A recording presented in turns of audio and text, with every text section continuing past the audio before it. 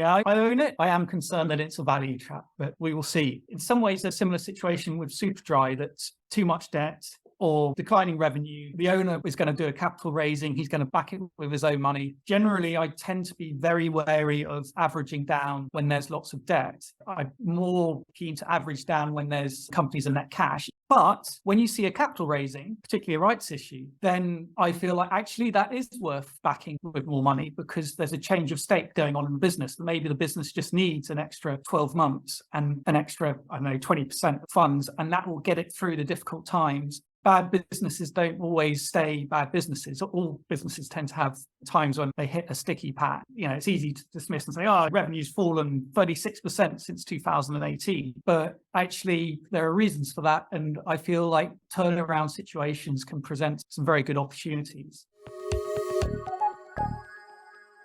Hello, everyone. This is Bruce and Mark at the Value Trap podcast. This week, we'll be discussing Hargreaves Lansdown, Abrdn, iEnergizer, Kape, placing versus rights issues, Quarto, Superdry, and much, much more. Hi, Bruce. How are you doing? Very good. How are you? Yeah, I'm good, thanks. Good to be with you again for another Value Trap podcast. With the higher inflation, turbulent markets, what's your strategy? What do you do to try and protect yourself during these times? Because you're living mainly off your investments, as I am. So I always have operated with a large amount of cash, don't tend to be fully invested. And one of the reasons for that is I used to find when I was hired in the city to be an equity analyst, that tended to represent the top of the market. So I think I first got offered a job by Credit Suisse in May 2000, and then they fired me in March 2003, which turned out to be the bottom of the market. So after that experience, I've always wanted to put money into the market when I've lost my job. So I've always liked to have cash on hand to invest and try to call the bottom. And actually, it's been a fairly good indicator whenever I've been made redundant by investment banks or stockbrokers.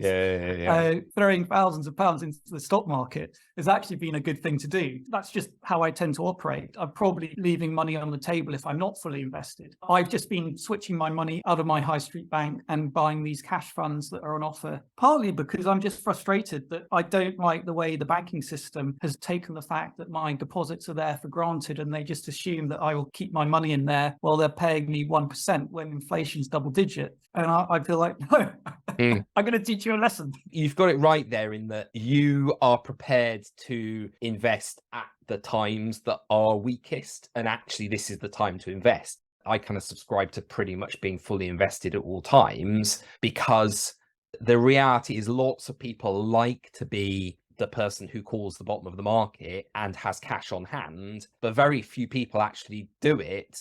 A lot of people just end up being scared by the market conditions, and they miss the first 10% of the rise.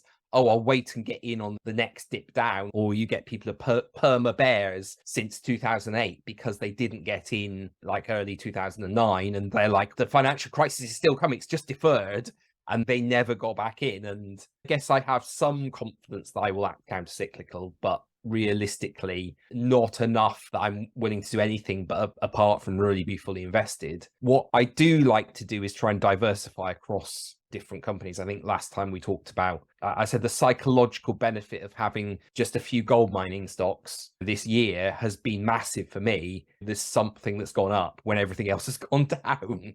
Whereas, yes, to be fair, although I operate with more cash, I also have a more concentrated portfolio. My top 5 holdings, I think 3/4 of my portfolio. Yeah, you need that extra bit of security in that sense, don't you? Yeah, I don't rebalance very often. So tend to be things that have done well in the past and are vulnerable to quality companies, but they're trading at premium valuations. So when there's a panic, they can get sold off quite aggressively. And I think Impax is a good example. I think Impax, the fund manager, is a great company, but it was trading at about £14 18 months ago.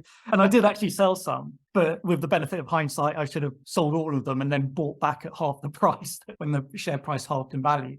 That's difficult to do though, isn't it? I always think the mental model I try to have is I try to minimize the regret. So I imagine myself not selling and something halving, and me selling and something doubling. Which would I regret more? That's how I try and approach these decisions, is regret minimization. I think, yeah, it's not perfect, but that's the best I can do to try and, particularly when something goes up and you think it might be fully valued, but you thought it's fully valued and it's gone up a bit more. It's like we said last time, investing is hard.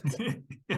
Yes, I feel like the idea that I don't know many people can consistently sell expensive stocks that they own but have become overvalued, then buy them back at the right price, because quite often expensive stocks carry on being expensive and you never get to buy them at the right price. So it's not something I've seen work very often. What's your thoughts on inflation in general then? Because obviously this has been a big topic for last year or so. We had inflation data last week, which was inflation peaked at 10.4% last month and is coming down, but it's still above 10%. I've been listening to a couple of macroeconomic podcasts and people I respect, and actually everyone seems to have a different view. But one of the things that seems to be understood is that you can have very high inflation and then inflation can fall back towards 2%. But what tends to happen, if you look back to the 1970s and 1980s, is that you can then have another burst of inflation quite soon afterwards. What we might see is good news over the next coming months as it falls back and everyone's, the problem's solved. And then maybe another shock in 2024. You know, in the 70s, you had the first oil shock, the second oil shock, and it wasn't just one episode. It was a whole process of inflation through the early 70s. If I'm right, the markets were previously pricing that kind of UK interest rates would peak, say 4.75-ish, and now it's forecasting above 5%. So actually those kind of long-term market forecasts for interest rates are higher as well. So I think that matches the global trend we're seeing. I think we've touched on this before. I'm not a big fan of, that automatically means that company valuations should be much lower. The risk-free rate should only be a small part of your assessment of what a company's worth. Yeah, I think there's been too much focus on interest rates, long bond yields generally, and what actually determines the value of future cash flows is inflation. So we're still seeing deposit outflows from US banks. The number this week was about 70 billion, but we've had about 700 billion outflows since the start of the year from US banks. That has all sorts of repercussions in terms of banks' willingness to lend, tighter credit conditions. We've also had Credit Suisse, who had over 100 billion of outflows in Q4 last year. They then said the situation had stabilized, and we now find out that Credit Suisse saw $69 billion of outflows in Q1 this year. So if that's the situation stabilizing, I can understand why the central bank of Switzerland panicked. That's not because interest rates are going up. That's because people are sitting with their money in banks saying, why am I keeping my money in the bank when inflation is double-digit rates? I need to do something with that money, even if it's just putting it in a money market fund. So we could see flowing into money market funds, but then again, if those are yielding less than inflation, then we could see a return to more equity. It doesn't make sense earning 1% when inflation is 10%. People are going to look for some things to do. One beneficiary of this could be Hargreaves Lansdown. I actually contacted their PR about what they're seeing. They wouldn't give me the absolute numbers, but they're seeing staggering amounts, so 1,000% growth in money markets funds from a low base. 5 of the top 10 funds that people bought in March have been things like the BlackRock Liquidity Fund, or there's a Vanguard one, there's an Abrdn one. There are lots of these cash funds. And effectively, you don't have a government guarantee in the same way that you do saving through the banks. But what you do is you know that you're not going to have this situation of the banks paying a very low interest rate, taking their deposit holders for granted, saying, we have a great business model and very high net interest margins. When inflation is 10%, we can lend money out and we can just rely on our savers to carry on funding us. And I feel like there's going to be a reappraisal of that business model at some point. The way banks' business model works, they offer the new customers a much better deal than the loyal customers. There's almost a loyalty penalty. And if you shop around every 6 months and look for higher deposits, the best rate on deposits, you'll always be able to find them. But to be honest, most people have better things to do with their lives, and banks' business model and also insurance companies' business model rely on this customer inertia. You know, you're right. Hargreaves Lansdown itself has a lot of customer inertia. I'm not sure I've changed broker ever, and I might change the plan, or I might try and get a better deal. But the actual process of moving your entire portfolio somewhere else, not being able to trade for that period of time, the risks inherent in that, it's quite sticky money itself, isn't it? So I moved my SIP from Hargreaves Lansdown to Interactive Investors because of the pricing structure that Hargreaves Lansdown charge a percentage, whereas Interactive Investors charge a flat fee. And you're right, it did take over 4 weeks, I think probably 6 weeks. I phoned up a few fund managers and said, look, this is the bear case on Hargreaves Lansdown, which at the time was trading on a huge multiple of revenues, probably 20 times revenues or something. And they all just laughed at me and said, Bruce, you work in financial services and you haven't got anything better to do. You're not a typical customer. These are much stickier revenues than you're giving them credit for. The other thing is Hargreaves Lansdown results showed a month ago is that customers are keeping their money in Hargreaves Lansdown. Some of it's going into cash funds, but there was an enormous benefit from this endowment effect, a bit like the banks were benefiting from. Interest rates had risen above 4%. They weren't passing on the benefit of that to their customers. I would imagine now Hargreaves Lansdown, as they said, they're seeing more money flow into cash funds. That's not a sustainable effect, but it certainly helped their results for 2022. Like you said before, it was on a very high multiple. You know, I was quite bearish on them, and I think AJ Bell as well seemed to be on a pretty high multiple.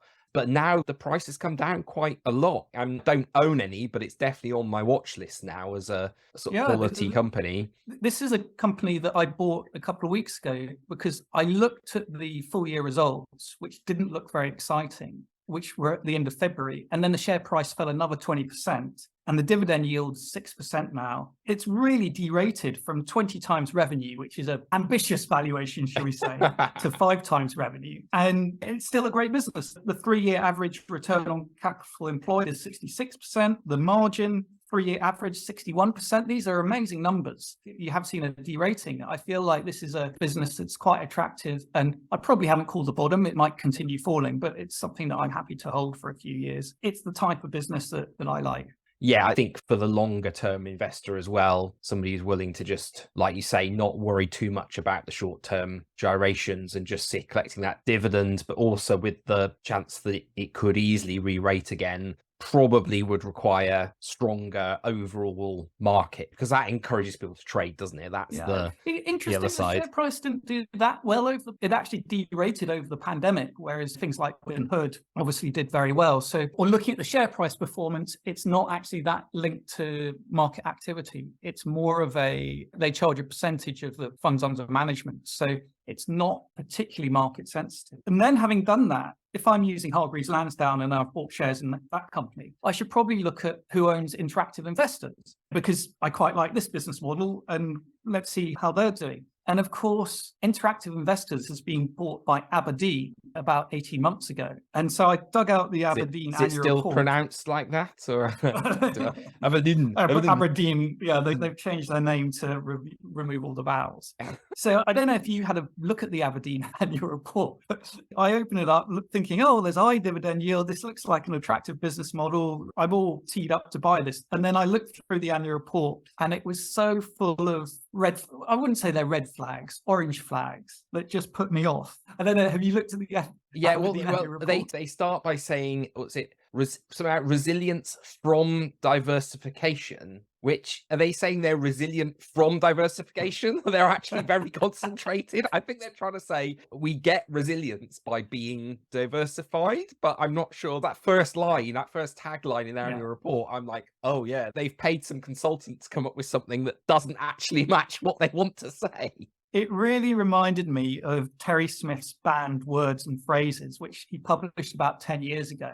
There's a serious point to this because he said it's an abuse of the English language, but it also shows woolly thinking from management. He gave examples like futurize. That's not a word. Companies say ecosystem, footprint, runway. When did he write this? When was this? This is 10 years ago. 10 years ago. I agree. Some of these are just complete buzzwords, but I think kind of runway has become more acceptable in the market. It's interesting to see how some of them have actually stuck and actually potentially describe something. My bugbear is platform, not because I don't think platform companies are valuable. A company like the London Stock Exchange is valuable. You've got fixed costs. It's a platform. and you get growing revenue and it's great. And you look at the LSE for the last 20 years and you go, wow, I should have bought that. I'm a complete idiot. But what happens is you then get companies claiming to be platforms when they're not, just because you've got a two-sided business model. So for instance, the brokers like FinCap or Senkos or whoever could claim we're a platform because we've got companies on one side and we've got investors on the other side and we put them together and we're a platform. Or Funding Circle as well. You could say Funding Circle is very keen to imagine that they're a platform. But what you don't have is this fixed cost base on a growing revenue. What you tend to have is when the revenue is growing, then you just have to pay people more money. So it's not as attractive. So it's a broker model, which is fine. And that can work sometimes, and sometimes that can be valuable. But not all companies that have a two-sided business model are platforms. And I feel like it shows woolly thinking. It's also very funny because companies like to claim their platforms. Yeah. And actually being a platform alone is not a good reason to own a company. So it's a sort of platform business that's static. They can have as much operational leverage as you want. If they can't grow, if there's not that market to expand, then they're not worth more than a company that isn't a platform and doesn't have a high return on capital. Yeah. So returning to Abrdn, this says a fund manager with 500 billion funds under management. But I just looked at the annual report and they talk about 3-vector model. And the rule of thumb of fund managers is these are great businesses when you have inflows because you have growing revenue on a fixed cost base. And these are terrible businesses when you have outflows because you have falling revenue on a fixed cost base. They have this global absolute return fund that was 20 billion at its peak and it's seen outflows, so it's now 1 billion. They've got 550 funds and said, oh, we're going to consolidate our funds. But they only closed 58 last year. And you just feel like there is no need for a fund manager to have over 500 funds. It just confuses the customers, the clients. Yeah. I want to go on Aberdeen's website and go, what free choices do I have? And make the decision easy. Whereas you go on a fund manager website, you get blinded by choice. And it makes it very hard for investors to know what they're seeing. So Aberdeen saw outflows last year, seeing outflows this year. And I just thought, oh, this has got a high dividend yield, but it reminded me a bit of Lloyd's Scottish Widows in 2003, that putting two very different businesses together. And just reading the annual report, I get a sense that this is a mess. It's a fund management company. It's two fund management companies, one of which is a mutual, being run by a couple of bankers. Sort of outgrown itself almost. I'm an interactive investor customer as well, and I'm not a big fan of what they've done with the platform since they took it over. It doesn't seem as well designed. And my big bugbear is, certainly last time I looked, I sometimes like to sort my holdings by how many shares I've got because I track them in different places. I trade on something because I've got an opportunity and then fill it in later, and it can lose things and forget things. So every now and then, I like to just sort by total number of shares and go through and just check that everything matches up. And currently, their platform thinks if I've got 1 million shares in something, that's a smaller number than if I've got 237 shares in something. Yeah, because the first one begins with a 1 and the second one begins with a 2. So therefore, if it begins with a 2, it must be bigger.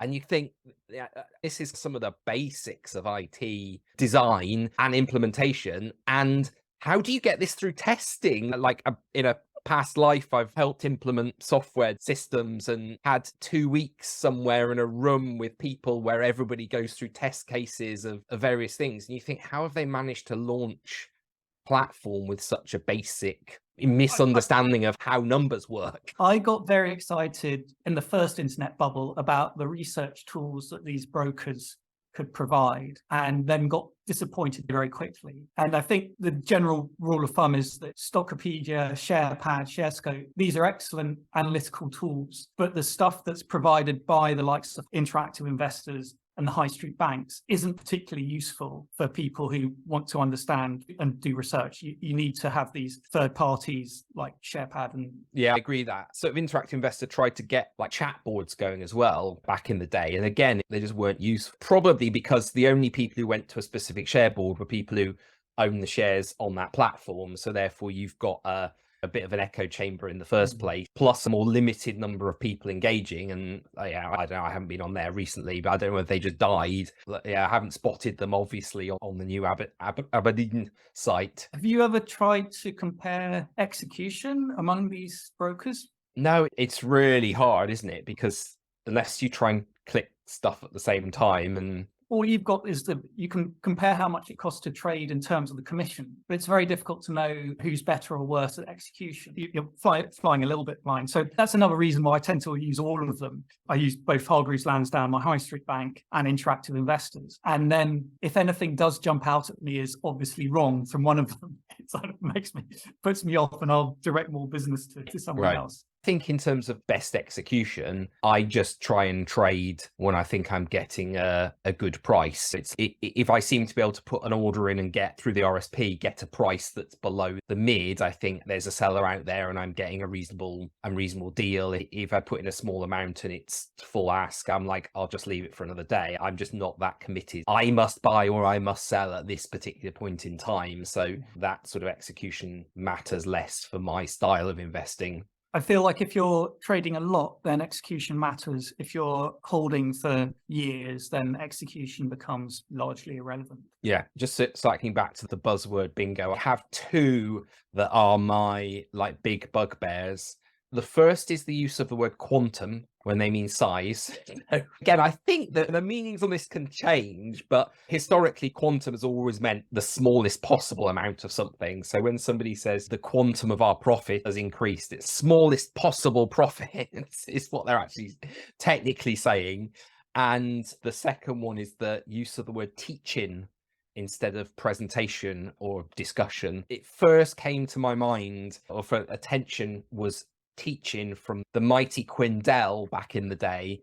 And yeah, the reason I hate it is it implies that mere mortals couldn't possibly understand the business model of this amazing company without the teaching of management. And of course, I very much subscribe to the Buffett thing of, if you don't know how a business makes money, why do you own it? If you need to go to a teaching to understand why this is a good investment, then yeah, you probably are missing something. It's basically a trend of using a more complicated word when a simple one would actually do. Another example would be granularity rather than detail. Yes. And that's another example from Terry Smith as well. So we can make jokes about the language, but the serious point is it's a indication of woolly thinking on the part of management. Yeah. And probably paying too much money to management consultants as well. Yeah.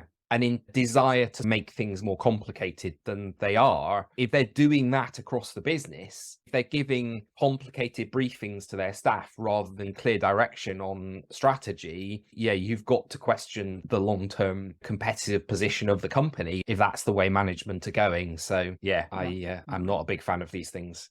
One of the challenges in the current markets is that you can think something's doing well, you sell out and you get a takeover offer. It just seems to be the trend at the moment that lots of companies are seeing a lot of interest from overseas or from private equity. Yeah, we've seen a Medica takeovers from a private equity company.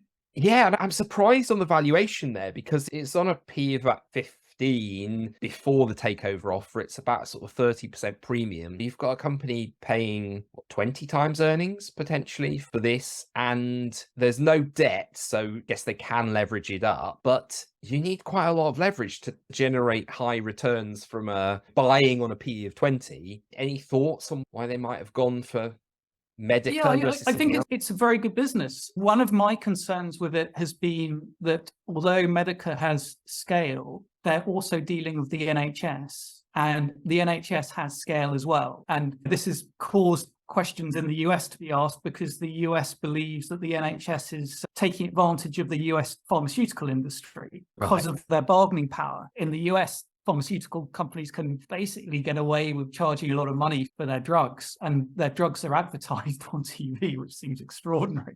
But the NHS, because of the economies of scale, can actually drive a better bargain. And I wonder if that also happens with Medica and whether the margins will come under pressure. Perhaps also what they're looking at is the ability to expand this business model internationally. What Medica do is they offer remote radiology so that the doctors can outsource this, and you have a CT scan or MRI scan or whatever, and it goes to a trained radiologist who knows what they're looking for. They talked about artificial intelligence, and I think they have AI supported decision making.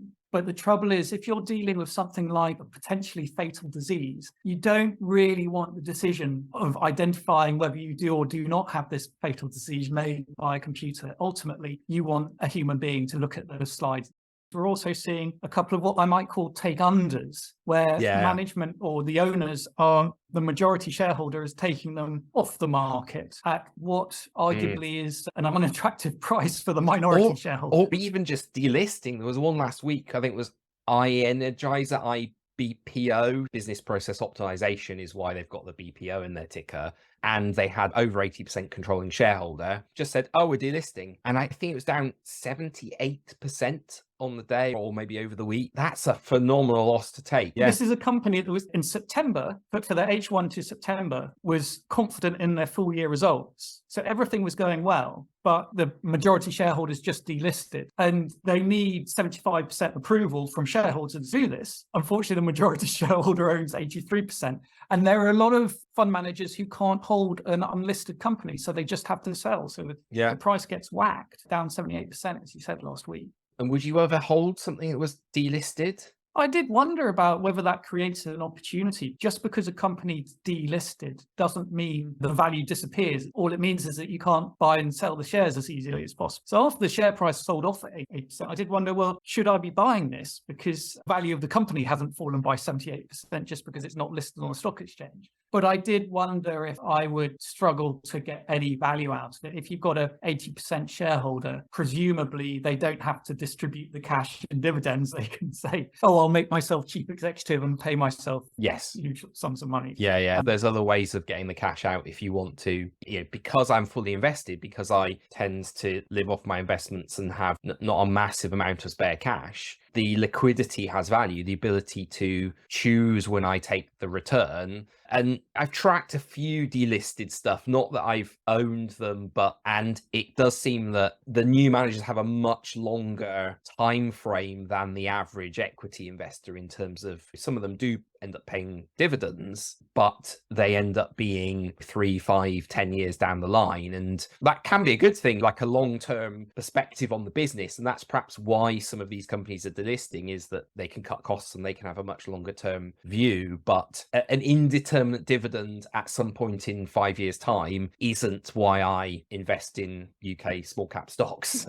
And there was another one as well, Kape, which is 54% owned by Teddy Saki and Unique Mind. That's being delisted, or he is attempting to delist that on 5 times earnings, which I think most people would say that's a low valuation. And we should be clear here that none of this is illegal. Majority shareholders are entitled to do this. But what's basically gone on is that the number of shares of Kape has increased by 3 times since 2019. So he's used public markets to fund the growth and make acquisitions. There was one ExpressVPN, there was one called ZenMate. So he's then rolled up these VPN virtual private networks into something that's got scale, that's globally competitive. And then the shares are trading on a low valuation, partly because it's issued so much paper. And then he says, the stock market's not valuing my company correctly, so I'm going to delist it.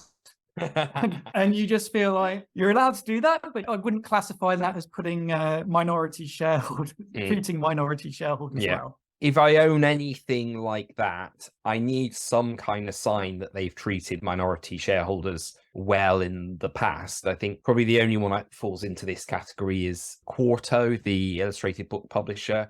They went through some turbulent times and effectively ended up with a controlling shareholder called CK Lau, plus one of the other non-execs owns a good chunk as well. And these guys have actually been able to buy in the market more than the usual 30% that they would be forced to make a takeover offer, because it's a US domiciled company and therefore the takeover panel doesn't have authority over this. So I can see why a lot of people would just be scared off of this, is that they potentially can just delist if they want. They can make a derisory offer if they want. However, the CK Lau has always treated minority shareholders very fairly, in my opinion, that they end up with too much debt after the various management changes and strategy issues that they had, and they need to raise capital to keep the banks happy. So what he did was he and this other non-exec underwrote an open offer. So this is every shareholder has the right to buy new shares. I think it was a minimal discount to the price or a similar price to the thing.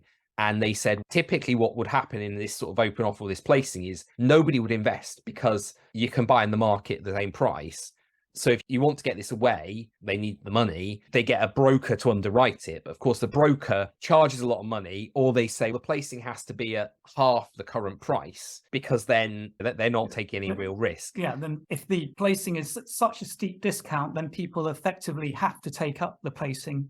Yeah. Or the rights issue or whatever it is. Yeah. People have to are really having their arms twisted because otherwise they're being diluted and the people who are putting new money in are getting a much better deal. Yeah, so in this case, these guys said, we'll let shareholders have whatever they want in this placing, so you can put fresh capital in and not be diluted to whatever your shareholding is, but they will underwrite it. So if somebody doesn't want the stock, they will take it and they will make sure this company gets the capital it needs. In that sense, that seemed quite a fair deal to me and gives an indication, I think, that these guys will look after I agree completely. shareholders. And I owned it and still own it, and I regret not taking up more. I think the share price was about 50p at the time, and it's since trebled. So I should have taken them up on that. And still on a P of 5, I think. The reason I didn't is because I felt the story about what Quarto do is they are a book publisher and they do effectively coffee table book. And a lot of books people buying as a gift for someone else. So you could say it's a book publishing business, and aren't people just going to buy books on Amazon rather than physical? I did feel at one stage, we're getting to the stage where everyone's got too many physical books as well. And I just wondered about the longevity of the business model, which is why I didn't back the rights issue, but back the capital raising. Yeah, I think that trend has reversed a little bit. I don't think it's going away. I have both a Kindle and physical books, but there definitely is something nicer about,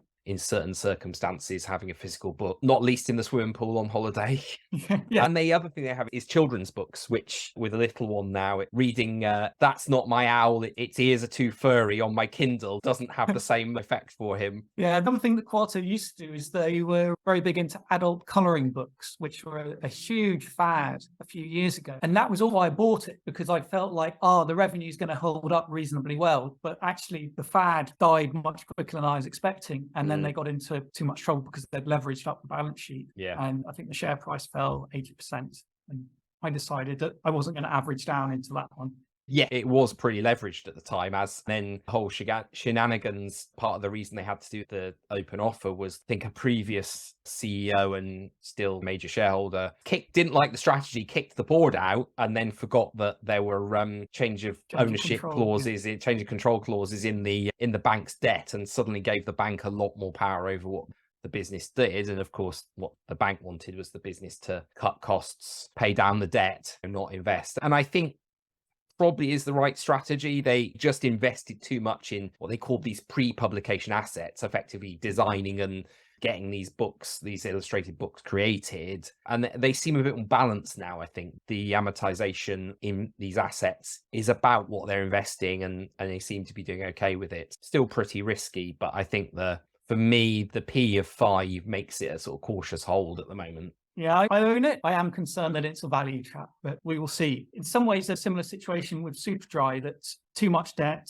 or declining revenue. The owner is going to do a capital raising. He's going to back it with his own money. And generally, I tend to be very wary of averaging down when there's lots of debt. I'm more keen to average down when there's companies in net cash. It's not a foolproof rule. But when you see a capital raising, particularly a rights issue, then I feel like actually that is worth backing with more money, because there's a change of state going on in the business. Maybe the business just needs an extra 12 months and an extra, 20% funds, and that will get it through the difficult times, and it will go on and recover. And bad businesses don't always stay bad businesses. All businesses tend to have times when they hit a sticky pad. And it's easy to dismiss and say, oh, revenue's fallen 36% since 2018. But actually, there are reasons for that. And I feel like turnaround situations can present some very good opportunities. And I did actually see some research from one of the investment banks in 2008 that was doing the capital raisings for the banks, saying that if a company is raising capital for growth, it didn't tend to be a good investment. And there are lots of things like this on AIM that have good stories around hydrogen power, or I looked at one, Chromec, last week, which was a Durham University spin-out, which has nuclear gamma ray detection and CT scans as well, same thing that Medica does. Those sort of growth capital raisings aren't so good, but the rescue rights issues tend to be better performers. Now, that was a great piece of research by whatever US investment bank published it, because it was true, other than the fact it doesn't work for banks, because when banks see rights issues, it's normally because they've got a problem and they know about the bad debts, the money that they've already lent that's gone wrong and the loans that have gone wrong. And so what tends to happen is banks do a rights issue, and then within 3 to 6 months, they say, oh, actually, things have deteriorated and we've lost billions of pounds. And your suspicion is that they might have had an inkling that was coming before they did the capital raise, yeah. Rescue rights issues in general are probably a good idea to back, but when it's a bank, I'd leave that for the sovereign wealth funds in the Gulf to back. Yeah, and it's interesting because that's counterintuitive, isn't it? You'd assume that growth placings were the best place to be and the rescue placings were the ones to avoid. But another one where potentially the market evidence defies what you would assume was the immediate logic. So yeah, I'm often a fan of a turnaround, not least because I find the perception of a company changes far more rapidly in investors' minds than it ever does with the reality of the turnaround. But you can have a slow turnaround, but often the perception of a company can go from being this is an absolutely terrible company to this is everybody's favorite within 6 months, a year. I am consistently amazed how quickly investor perception can change and therefore ratings can change compared to how quickly a company is actually turned around. Yeah, it might just be worth explaining the difference between a placing and a rights issue as well. That placing, company management phone up, or the broker phones up a few institutional holders and says, oh, these guys need a bit more money, are you in? And normally get taken across the wall, so they don't go, oh, these guys need more money, I'm going to sell all the shares. They're normally told, you've been crossed over the Chinese wall, this is price sensitive information, you can't sell the shares. So that's how placings work, and it's just easier if it's a reasonably small amount of money, it's easier for the company just to get hold of a couple of institutional funds that will back them. A rights issue has to be available to all the shareholders, and that's normally when you have the company needs to raise more money. You have 4 options. You can take up the rights in full, you can sell your rights, which are valuable, you can sell some of your rights and take up the remainder. And so effectively, third option, you're not putting any more new money in because your rights are valuable. So you're using the value from those rights to buy into the company or do nothing. And when you do nothing, the unsubscribed rights, and you'll actually get some money back. And so it presents you with an interesting dilemma, and you just have to think, if I give this company more money, what do I think it will look like in 2 or 3 years' time? As we said, rescue rights issues can actually be very valuable. So if Superdry does decide to do this, I think I'm going to go down the road of backing them rather than selling my rights to someone else to take advantage of the situation. Yeah, and then in that case, if it does recover, you get the benefit rather than a placing with an institution that the institution gets a preferable price and you just have to run with it. Yeah, I think that's potentially a good strategy. Absolutely. Right, that brings us to the end of another Value Trap podcast. Thanks for joining us. Join us again next month for another Value Trap podcast, or check out one of our partner podcasts, such as the Private Investors podcast.